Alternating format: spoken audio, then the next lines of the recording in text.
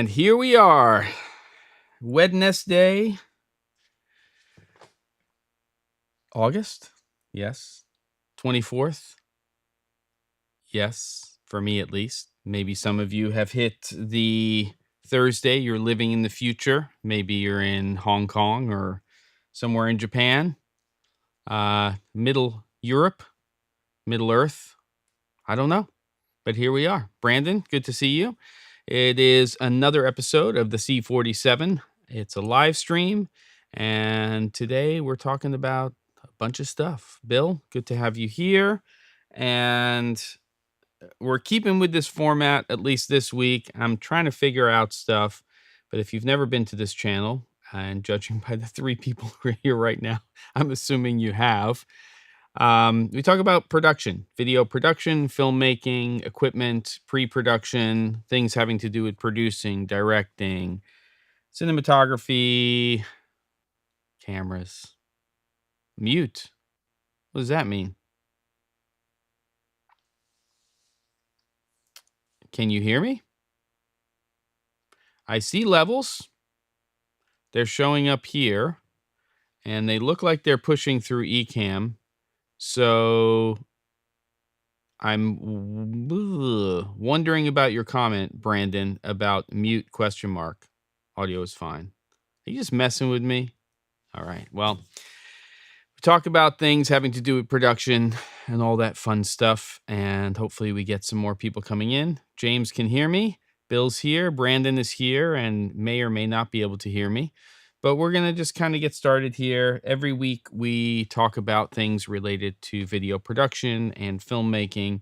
If you've never been to the channel and you like that kind of stuff and you like to have conversations about those things, then please subscribe. The channel should grow, not shrink. And there you go. Look, in the rear view mirror, or maybe it's looking forward, I see fall, or as it's correctly called, autumn, coming up very shortly. And for some people in the world, they probably are starting to experience that already. It's still very much summer here in the part of Oregon that I live in. And it may be hot, it may be cool where you are, but it doesn't really matter. It's all part of the deal. And unless you live in LA, where it's pretty much the same all the time, unless it's rainy season, which seems to last for a very short period of time, becomes more and more of a desert land down there, then there you go. So the chat is open, and as always, if you've been here to my live streams, at least for this format, it's an @the_C47. If you have a question that you want my attention on, or you want to ask me something specific, of course you can talk to each other as well.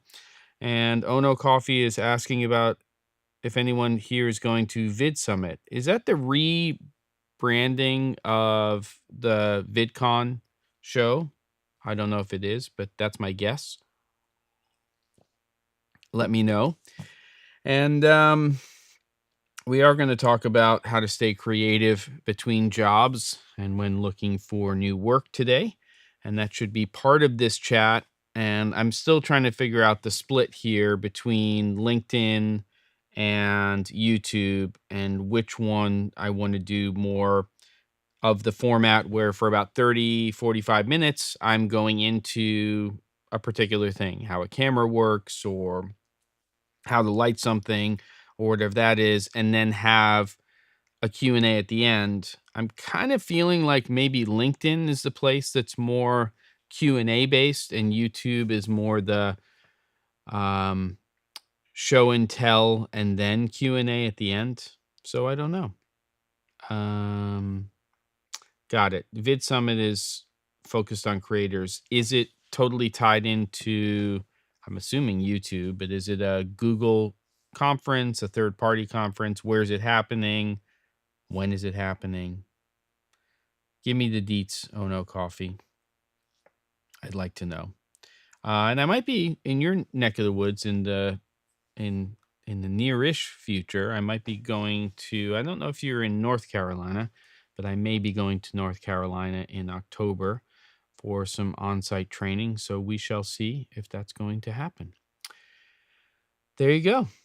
So 2 weeks away from the next live stream for Camera and Flask. If you, again, come to this channel on a regular basis, you know that once a month now, myself, Caleb Pike from DSLR Video Shooter, and also Ben Barden from benbarden.co.uk actually get together.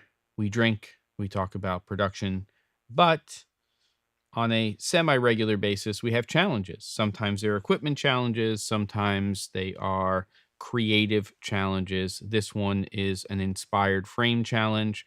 You can go to my channel, you'll see a description of that, and you can see how you can also be a part of that challenge, which I hope you're going to be. Evening, Sam. Good to see you.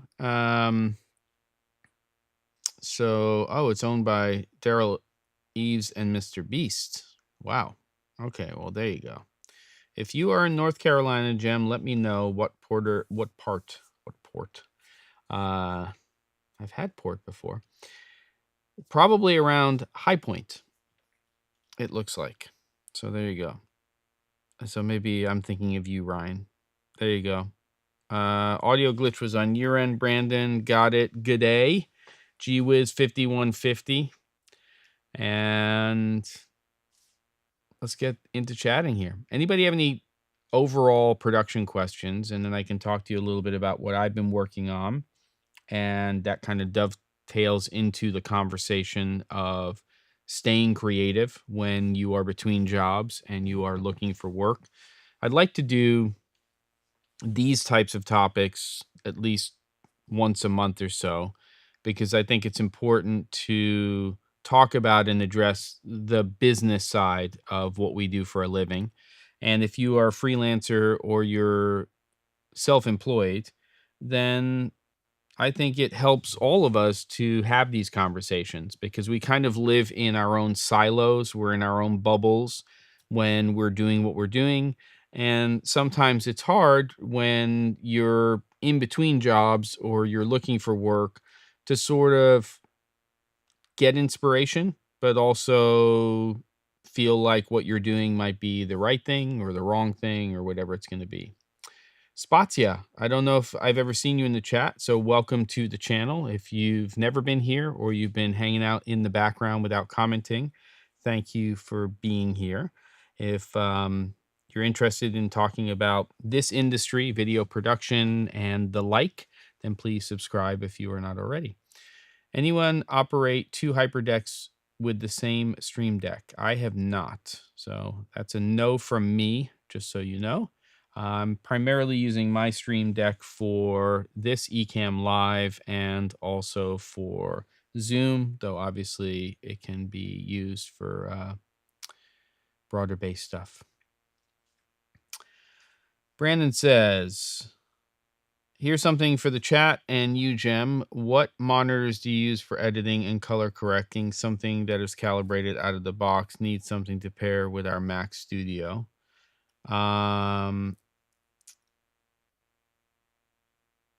Well, you know, I'm not doing a lot of posts right now. So I work off of a MacBook Pro over here, and the monitors I have set up in front of me are definitely not calibrated. One is being used for the teleprompter so I can look direct to camera.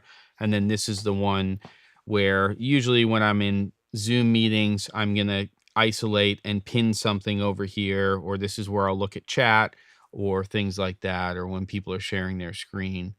You know, it depends where your budget is in terms of what you want to do. I would say one of your best options out of the box would be Flanders Scientific, but they're not inexpensive. You know, new offerings coming from Small HD for sure right now, depending on what resolution you're looking for and what you want to do. They're definitely tuning their new monitor lineup for people who are looking at not just a reference of what they're shooting, but something that they want to rely upon in terms of color. So those are a couple of options. I mean, I know a lot of people will go just with a large cinema style display and then calibrate them. I don't know if any monitor is going to come out of the box calibrated exactly the way you want it to be. And there's other considerations related to color space and white point and things like that. But I will say, very honestly, that falls outside of my wheelhouse. So it's not really an area that I have enough expertise to say I'm comfortable in saying, go this route. Um, some people are having great luck with BenQ monitors. Some people are having a lot of luck with some other monitors on the market. Obviously, once you start to get into those really higher end Flanders, Sony, Canon monitors, you're spending a lot of money on those things. So there you go. Got it, Spazia, in the background. So there you go. Any recommendations for A10 Mini Extreme case with monitor? Ooh, I don't know, actually. I'm tempted by the Extreme. I'm on a A10 Mini Pro right now, and I'm definitely feeling the squeeze when it comes to inputs. What I'd really love them to do at some point is do a dual system where it's, let's say, 4 HDMI in, 4 SDI in, and then there's more out options, especially for camera to cloud stuff. I think that would be very beneficial. So I don't know. I've been thinking about that a little bit. Seeing some answers here, but David's got a question. At the C47, have you used a Matthews C clamp with a double JR receiver? I'm working with wants to hang my aperture. Ooh. I haven't with a double junior receiver. 600C is not a beast of a unit, but are they trying to hang two? I'm assuming they're hanging two fixtures, or are they only going to use one? I mean, it depends. Who's rigging? Yeah, Ryan, I'll let you know if I'm coming. Just check in, and don't forget that the challenge is in a couple of weeks, and hopefully you can be a part of it. I expect you to be, David, and Ono, and Gee Whiz. Come on. Is this clamp just like going up on a pipe grid? So you can give me some information on that, David, and let me know. But if you've got a proper grip, I wouldn't worry about it. Obviously, safety cables and all that stuff. Yeah. Yep. I don't know why I'm going blank. DB. What you got for that? DB that wants to hang. Hand my was from some angle iron. Yeah, give me some information on that. James saying he's using HP Dream Color.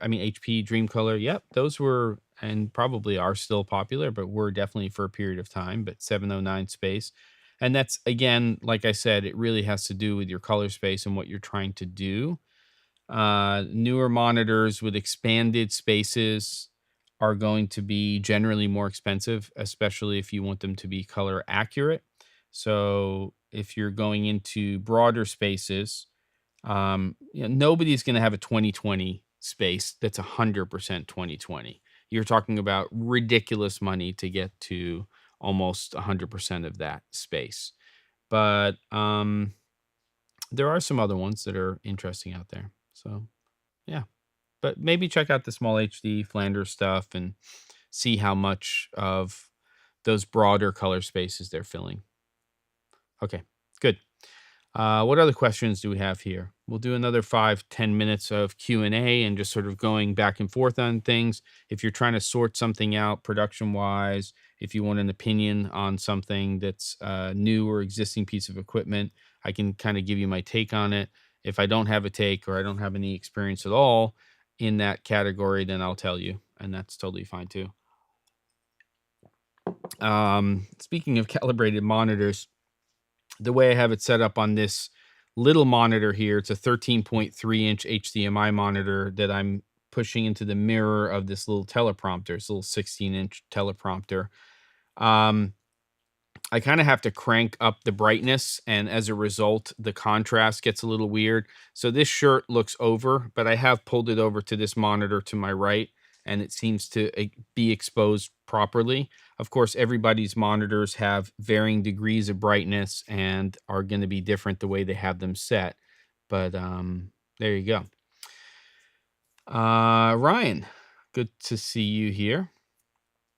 It's like two Ryans with two M's in their last name, but obviously very different last names. So locally, I have a bird sanctuary near me, and I'm thinking about getting into an APS-C camera with a telephoto lens for creatively spark away from my current corporate position, small to no crew productions.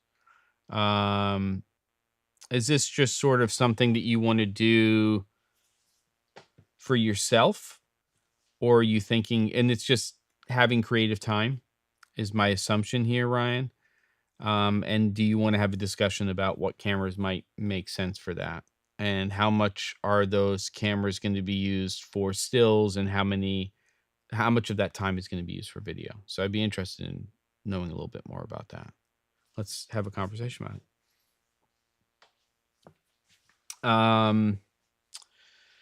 Caleb from DSLR Video Shoot, recommend you. I used to be in international TV production, now taking care of mom in my student film, my streaming production services. Oh, cool. Okay. Totally got it. Glad to have you here. This would be fun creative time. So Ryan, are you going to be doing video and stills, or are you just going to be doing video or just stills? Be interested in that. What kind of budget do you have in terms of investing in whatever system you want to do creatively? And probably lastly, is there already a camera and or lens ecosystem that you have in place, which may change at least what my opinion is in terms of what kind of equipment you're going to get? So those are my key questions. So anything you can give me insight into on that would be great. Any other creative questions? Here we go. David, one per C-clamp I'll be rigging. That should have been DP. Makes sense. It's just an L-shaped piece of iron running the length of a loaded dock roof. I thought we would use the clamps with cribbing. Okay. It should be fine.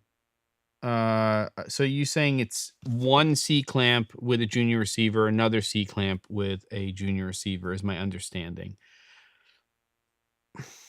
It should be okay. Is that iron running the length of the loading dock roof? I'm assuming it's connected on both sides. There's no like hanging of that on one side. It should be fine. What's the 600C? The head weighs what, 20? Am I right? It might be less or a little bit more than that. Junior receivers and C-clamps are designed to be able to hang pretty heavy fixtures. And as long as you have safety cables, I don't see it as being a problem unless there's a rust issue or something with that iron L-shaped piece. So from what I can tell and what you're telling me, it should be okay.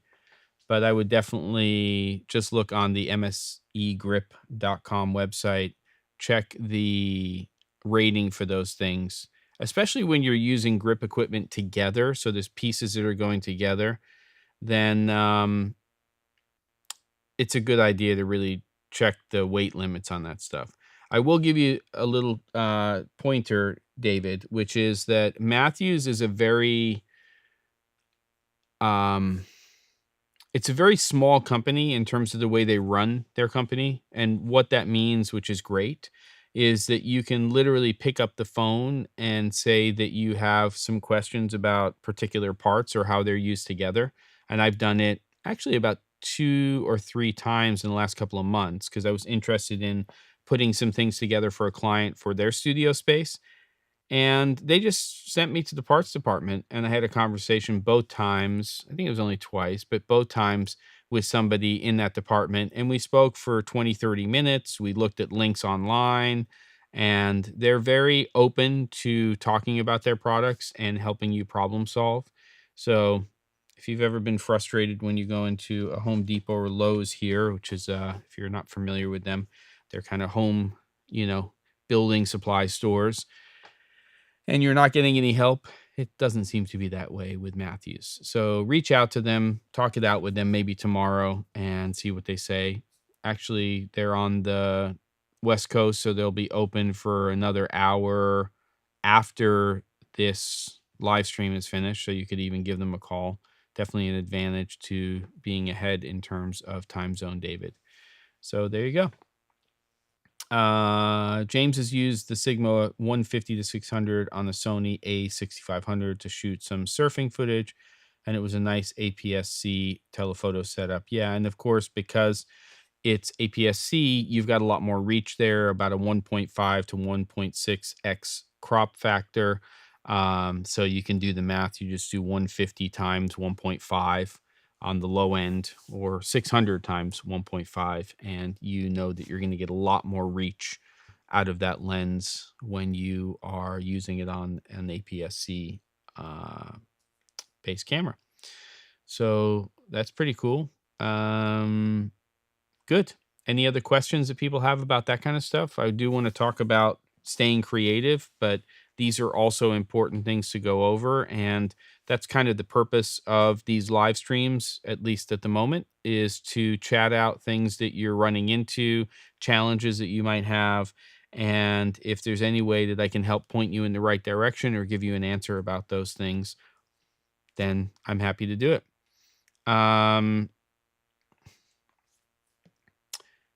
Ryan, I've mainly focused on video production for my day-to-day, and personally, gear doesn't have a lot of autofocus options. I was thinking of APS-C camera under $2,000 with AF lens for bird photos. I'll be using my manual lens for video. Okay, do you gravitate more to, to an offering by Canon or Sony? Hopefully Sony's going to come up with some more APS-C size sensor cameras in the near future, sort of to compete with and get into that space where we're getting all of these new features now with these full frame cameras, and we can see those in APS-C cameras. I wouldn't discount Fujifilm. I definitely think that they should be on your radar. If you want really strong AF, you're going to get it with Fuji for stills, especially if you look at something like this camera right here, the X, um, the XH2S. But that said, once you get into video, the autofocus is going to be an improvement with that camera over something like the X-T4, but it's not going to be Sony or Canon AF.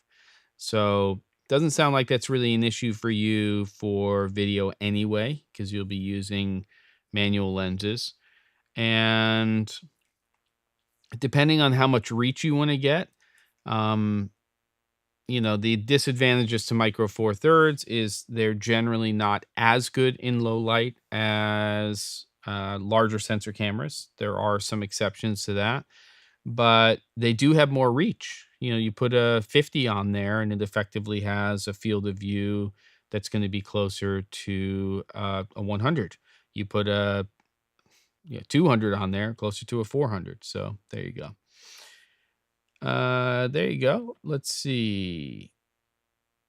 My feed looks very clean. What is it? As in this here, it's just a mirrorless camera, and I'm going through Ecamm Live. That's not really the thing though. I mean, that's my live streaming platform that I'm using to push to YouTube, and I just like that software solution for live streaming. But key to the castle is just kind of designing your frame, and if you want to get something like this, it's going to have some depth in your room. Ideally, shoot a little bit more wide open. I have been finding that the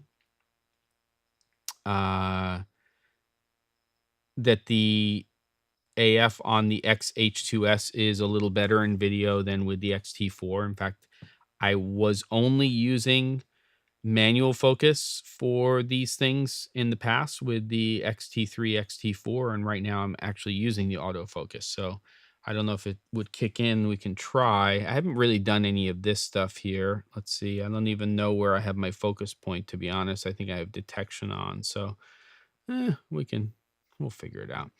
So, but it seems to not have those little micro jitters and things like that. And James, it's kind of a crapshoot where I am. It might be a little bit of the fact that I have a little haze in the space right now. I have this little product here called the Smoke Genie, which I just got in house, and I've been doing some testing with. And what might actually be helping with the low artifacting is the fact that I have haze in the room. This thing's pretty cool. You turn the thing on and you can get instant haze, like instantly. And I think it's pretty cool. And I used it with a fan here in the background, and it then just, I guess it's atomizing it, and then it's creating haze. So that's more fog, but this would make it a hazer. And that's what I did with the space. And generally when you haze, it lifts the shadows, and the shadows are the thing that are the worst when it comes to compression. It's a safe kind of juice inside of here, so I wouldn't spray this right like into a piece of equipment, but it's very spread out, and I'm not noticing any film, and the composition of it is designed specifically for production. I also had that concern, but it's not a like an oil-based juice that's in there. So I feel comfortable with it, and we'll see. But I might regret it, Camille. You never know. But I'm going with it. So there you go. All right, let's talk about being creative when you're looking for work or you're between jobs and that kind of stuff.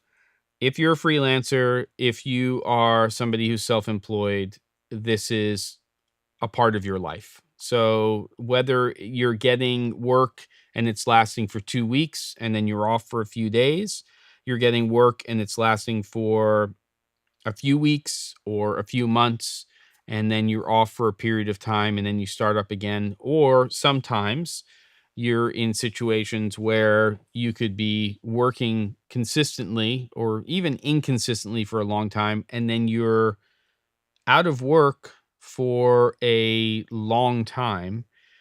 You have to figure out sort of that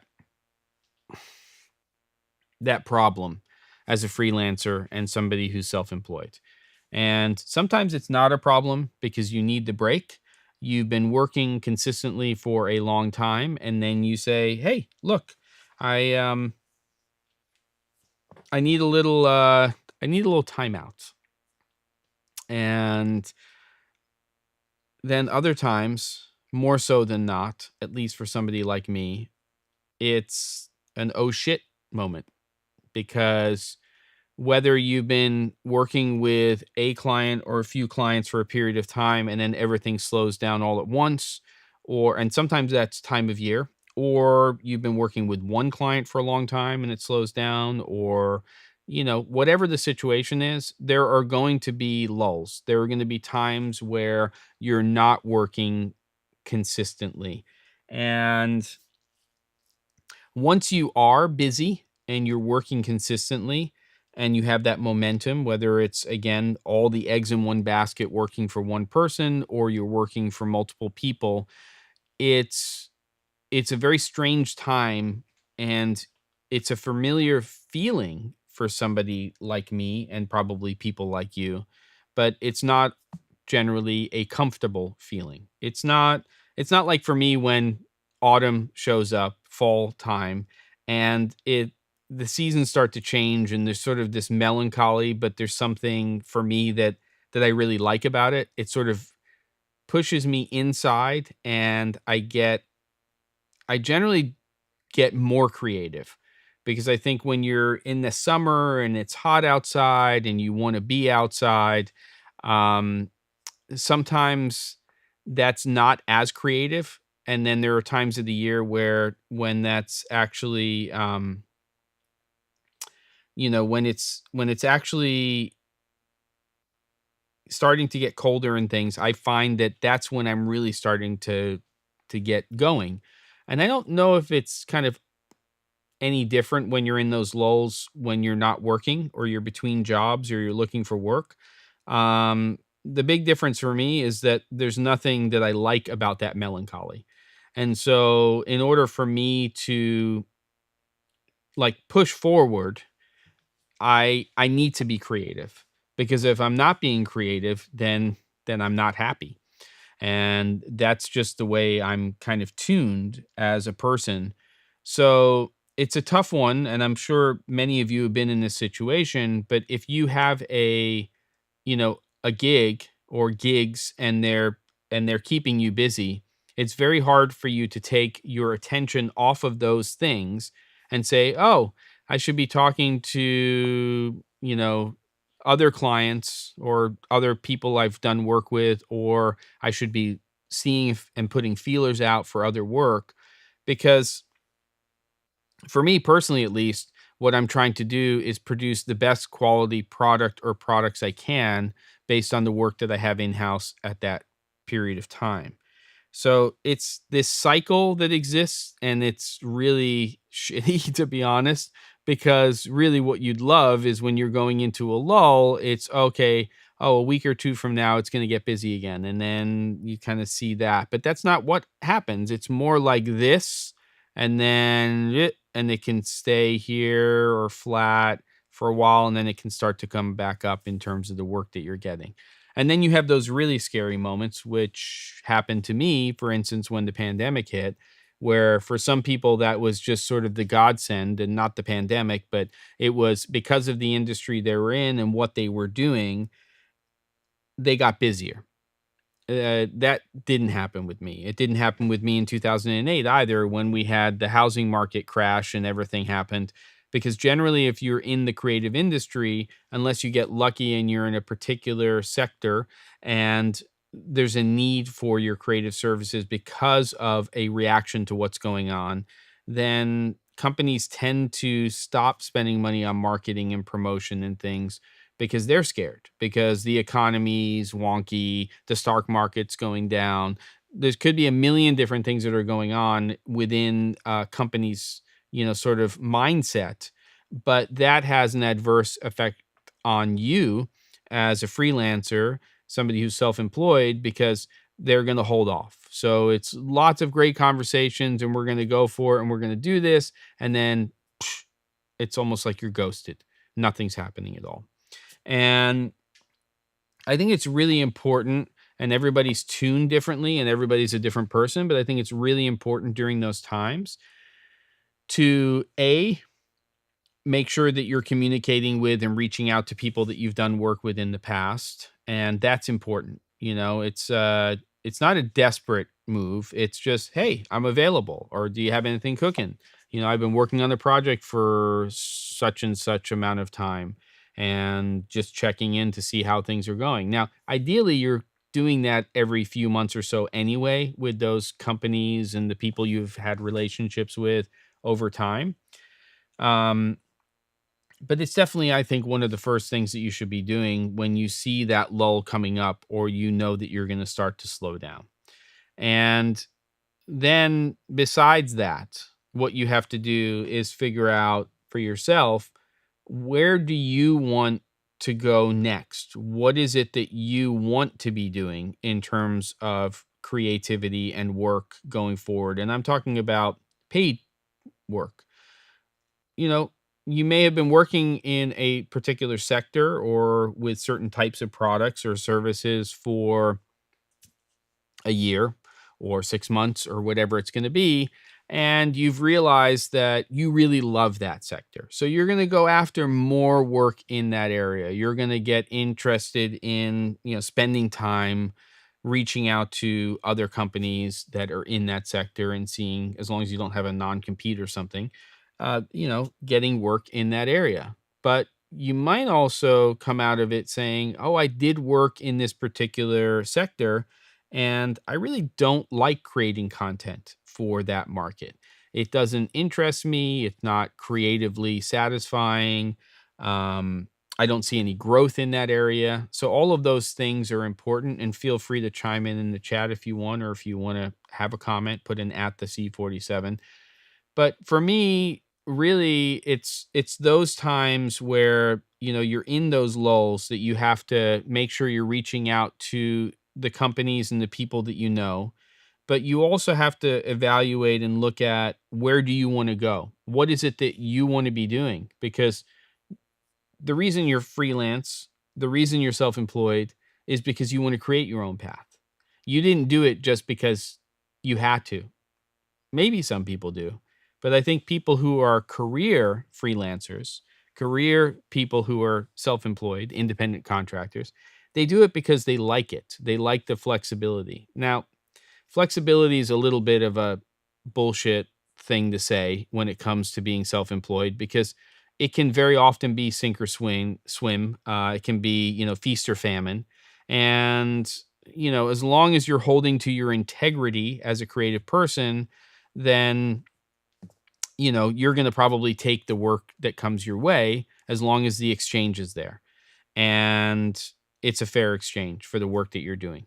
It doesn't mean that you're going to undercut yourself. It doesn't mean that you're going to change your rates with people you've worked with before.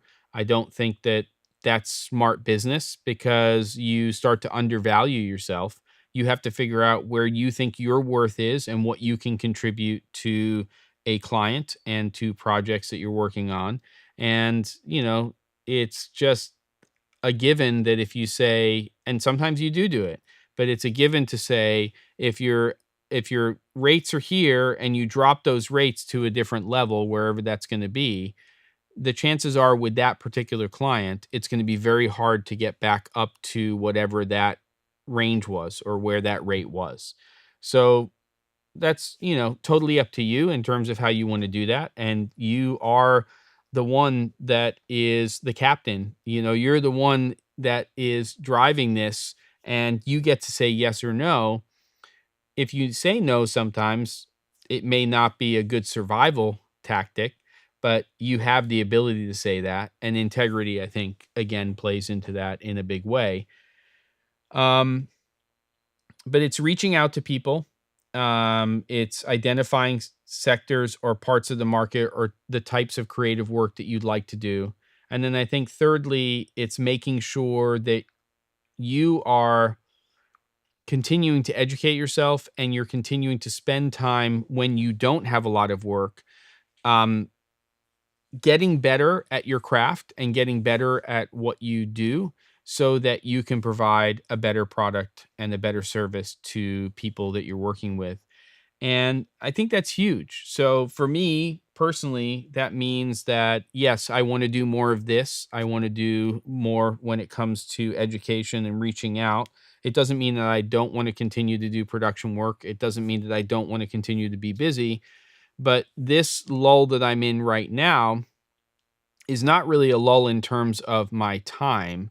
In fact, I'm incredibly busy. And what I'm doing is I'm spending a lot of time testing new products. I'm working with a couple of companies and doing a little bit of consulting and giving them feedback. And so I have some interesting things here. Behind me is this Xebo system, which I saw originally on Josh Yo's channel, and the Make Art Now channel. And I reached out to that company, and you've got three brilliant engineers who are developing some products which I think have just tremendous potential for this market when it comes to corporate production, small to no crew production, and could be used on larger scale things as well. But I'm spending time working with them on their products and how their products can be used, how to tune their products. And then also, very importantly for me, because I've done a lot of consulting in the past when it comes to equipment and things like that, it's what's the user experience. It's very rare that you can get into a company like a Canon or a Sony or a big manufacturer and have any impact on what their product development cycle is. Their runways are so long and they plan for such a long period of time that unless they build feedback and testing and everything into that, and I think some of these companies have gotten better about that in the past 5 years or so, where they're getting cinematographers to use their cameras on real projects. They're getting input and feedback on it. I think Arri's always been good at it. I see that Sony's doing that a lot more, especially with their Venice line. Um, but it's oftentimes overlooked. It's the product is already so far along that your feedback may be taken into consideration for a firmware update. It may not. And costing hardware and equipment is also a very complicated thing. And then depending on where it's designed and developed could have a huge impact in terms of the decisions that a company is going to make as far as the features that we get inside of a product, right? So I kind of went off track a little bit, but only to say that what I'm doing creatively is getting to spend time with a couple of companies and give them feedback on products that I think will hopefully be listened to, and then in turn create a better product and experience when we use those products for the types of work that we do. So I love doing that. And I am excited about the stuff that I'm doing there. I'm taking on some small projects, doing a social media project right now on e-bikes.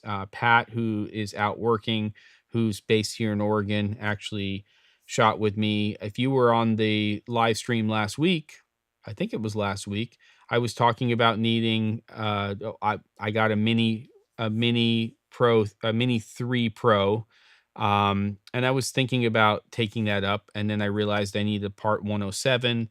Pat's licensed and has part 107, and I wound up hiring Pat to do the first, and then we're going to do a second day of these shoots with these e-bikes. So we did some trails locally to where I live on Monday for about 4 or 5 hours, and then we're hoping for a break in Oregon coastal weather so we can do another day with 2 riders on the Pacific coast on the beaches where they actually let ATVs and motorcycles and motorized vehicles onto the beaches. So there you go. James says, when I was freelance during downtime, worked on personal reality TV development pitches where I could have ownership rather than just crewing. Great. That's, if you can be disciplined, to spend your days not only reaching out to people and looking for work, and it's going to be hard to spend 8 to 10 hours a day doing that, right? That's probably not going to be realistic. So then what do you do with the rest of your time? Do you learn more? Do you, create things, write, produce content? If you're interested in reaching out to a broader audience, maybe it's also, you know, creating more content on a channel, starting a channel, whatever it's going to be. I think that it's important for you to continue to be creative and to grow as somebody who's a content creator. And that can be completely selfish. It can be just for you, just to take a camera out and take photographs. But I've generally found that those types of, what do you call them? It's not a process, but those types of activities or hobbies or whatever you want to call them, they come back and inspire you or help you figure out another area you're interested in, or just that time is almost reflective. So you're going out and taking photographs, for instance, and then you start to think about what you're doing, not just in terms of taking photographs, but with your career and the work that you're doing. And those can be moments of clarity. It's like when you're in a project and you've been editing or doing something for so long that you can't see straight, and then you step away, sometimes just for an evening, sometimes for a few days, and you see things totally differently. And your approach could change, or you just get clarity and you can finish something. And I find that sometimes just taking a walk, getting out of your space, not being in it as much can be the difference to getting some clarity and oftentimes being a lot more efficient. Because I found that many times in my career that I'll be doing something and I'm so in it and I'm convinced that I have to do it a certain way. And then as soon as I step away and I've had a little bit of space and I'm away from that project, something just pops. It's like a light bulb goes off and light switch, whatever you want to call it. And oh, I could do that. And you're not even there at the computer. You're not even there doing what you're doing, but clarity comes into play. So sometimes that approach could also be applied to these times when you're between jobs and when you're not working on something actively and you need to get away from it. It's just do things that you're interested in, keep yourself busy, and continue to reach out to people. And inevitably, something will pop at some point. You have to have that faith. It is a scary place to be. Again, if this is your life and you are a career freelancer, independent contractor, self-employed person, it's a lot scarier when you're younger. In some ways it's a lot scarier now when you have, in my case, children and those things, but you have to have, faith that you're going to get more work, because if you're good at what you do, then you have value, and it's just things have to pop. If you just sit there on the couch, ain't gonna happen. 100 million percent.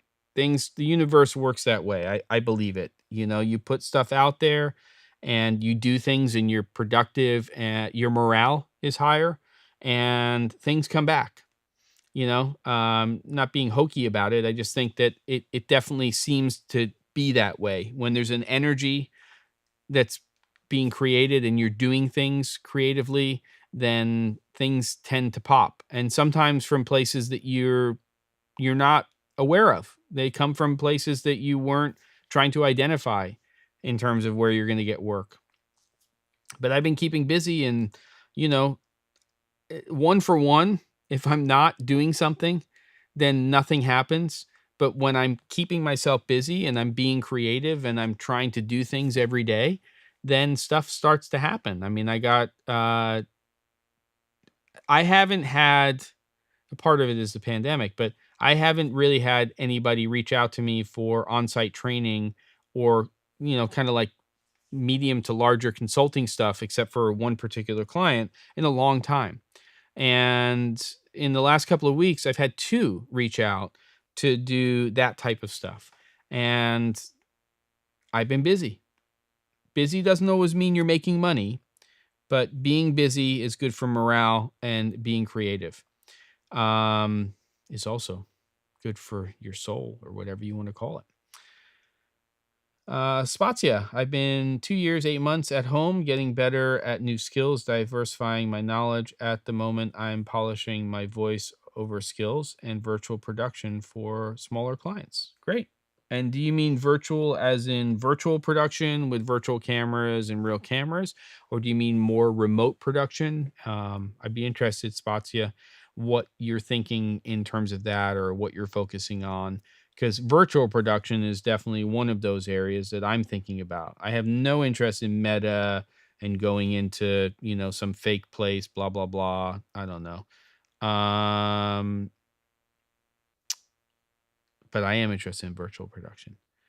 Ono says, what info should be on a modern C?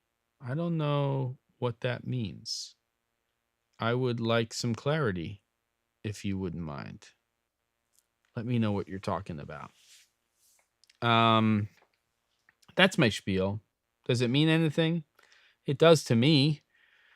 I have to keep reminding myself, and it can be a lot of work. I mean, right now I am spending a lot of time not only, looking at opportunities that have to do with work in terms of production and education, but I'm also learning about new pieces of equipment and how to use them. And I really am working on sort of what the next idea is when it comes to doing this. Because I have realized for myself, at least, and I think this is probably important for anybody that's going to be, first of all, don't aspire to be an influencer. I think that's I don't know if that's a healthy way to approach creating content for people online. Um, I think people can smell a fake a million miles away. I think people who are disingenuous are also recognizable to most people. Sometimes their personalities, so they're so disingenuous that they wind up getting a big audience because it's almost like watching the car wreck or all of those things. Um, but figure out what you're interested in doing, especially if it's in this space, meaning you're going to get on camera or you're going to do an audio podcast, any of that kind of stuff. It's not a good idea to go into it with the idea that, or with the goal that you're going to get lots of subscribers. I think that is a flawed way of going about it. And probably more likely than not, despite algorithms and viral videos and things, most of the people who are successful in the long term, while they may hit burnout or they may figure out that what they're doing at a particular point in time is not what they're interested in anymore, most of them, I would venture to guess, regardless of the space they're in, fashion, food, education, you know, lifestyle, gaming, one for one, most of those people are probably passionate about what they're doing, and why they're doing it. Um uh I think I'm tracking with you, Ono. I don't know. I think you're in like another universe right now with what you're saying. But I don't know if I could pull off yoga pants and a Lamborghini, but I might be able to pull off some really comfortable baggy jeans and I don't know. Uh I don't know. All right. A Land Rover Defender maybe. Yeah. 360 pretty much every Wednesday now. What I should do is be a little more organized. And I mean post a little earlier, and that's part of what I'm looking at. Be a little more consistent. It's hard because I'm still trying to figure out the format here, because what I want to be doing is something that I'm happy doing. Creating free content is time consuming, and live streaming is definitely something that allows you to do that a little more freely, because you can take the editing side of it out of the equation potentially. But I don't want to just do this. I love having conversations, but it's doing doing a little bit more than that. All right, let's see what we got here as we wrap this up. Ty, hey, good to have you here. I spent a few years hitting my Instagram account pretty hard in between jobs, hoping it would lead to more work, mostly posting clips from things I worked on or behind the scenes stuff. Took a lot of my time, and as far as I can tell, led to zero work. A lot of correspondence between myself and other camera nerds, but that's about it.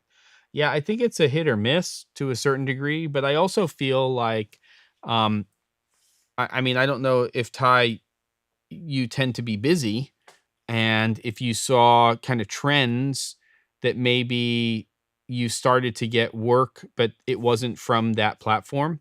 But I have found that sometimes if I'm just creating content and I'm there and there's a presence, that things can come in that are not seemingly from the things that I'm doing, let's say on YouTube like this, but they lead to other types of things sort of indirectly. In fact, that's how the C47 got started. It was post housing market crash. I started doing videos seriously in 2009, made every mistake you possibly could make. Wrong platform, should have stayed on YouTube or posted to YouTube, all of these things. And I was doing daily videos every single day of the week, 5 days a week. Shot Sunday for Monday and then Thursday for Friday and everything in between. And so, I was doing that for a long time. And in fact, for 3 months, I had almost virtually zero correspondence with anybody.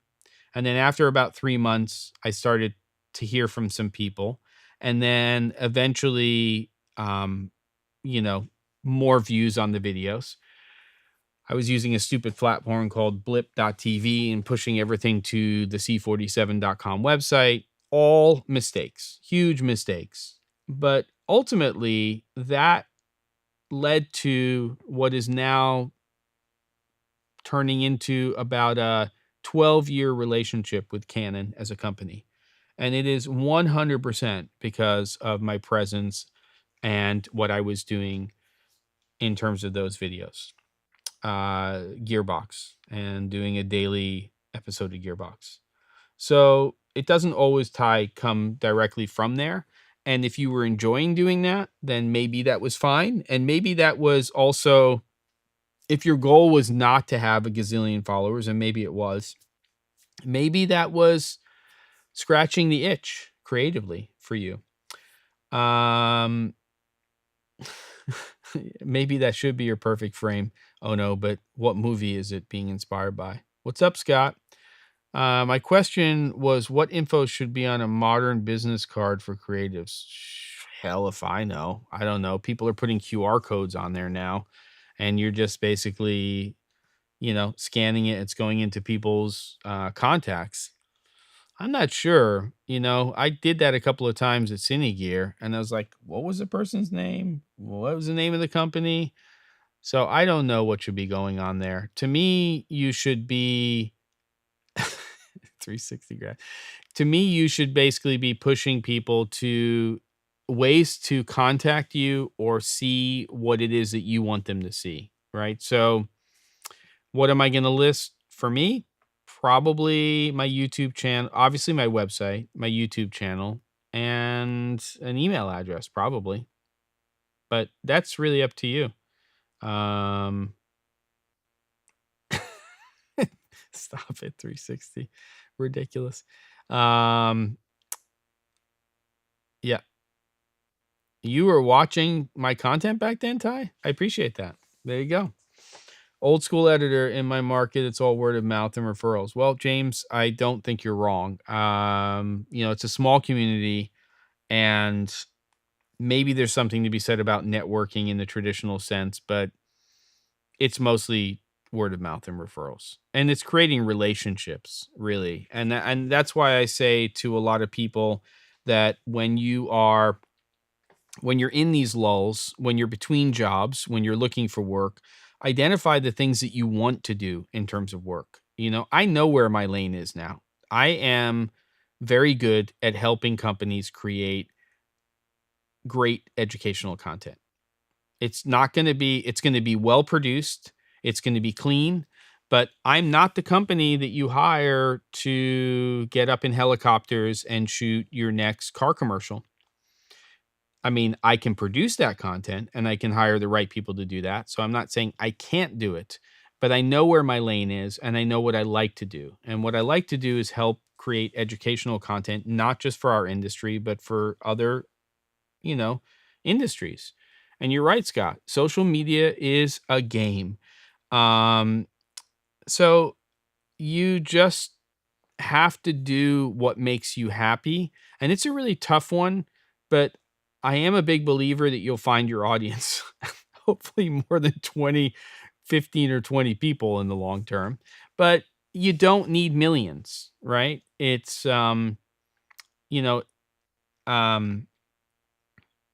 it doesn't have to be millions. Somebody told me about a book recently called 1,000 Fans, right? And there's a lot to be said about that concept because it doesn't necessarily mean 1,000 people, but the idea is that it's a group of people who are hooked into what you're interested in. If you're a creator, quote unquote, that's influencer, creator, all these things are kind of like BS labels. But if you're going to spend time, you're going to spend time sharing information and putting yourself out there, then it better be something that long term you're interested in sharing information about, and that you have, I would hope, some expertise in, some experience in. And it doesn't have to be this space or what I do, but you will find over time that there will be a recurrence. Consistency is important. You drop off the radar for a very long period of time, and you may not be starting from scratch, but it's like, oh, there's that person again. But at the same time, it's it's about finding the content that you're interested in, and that doesn't have to be a wealth of content.